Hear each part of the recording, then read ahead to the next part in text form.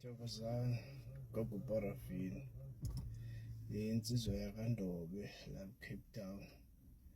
Elagama lithi liyaxolisa, umuntu uyaxolisa.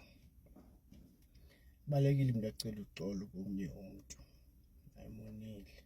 Ngaphandle babamonanga. Bawumonile, balekile kulo muntu ozocela uxolo. Acela uxolo. Angafuni uphakama kodwa wonile. Nalithi ndiyaxolisa ngohlobo nohlobo ayilohlazo vele ukuzithoba phakathi komuntu nomonileyo.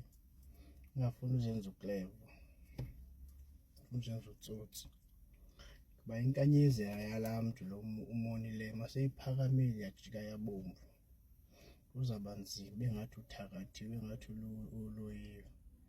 Kanti wena loske wacela uxolo, lo nto umenze yona umuntu. Uxolo lubalulekile ebantwini.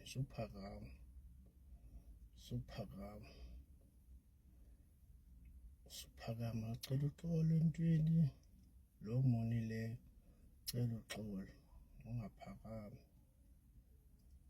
Cela uxolo uthethe le nto uyonileyo.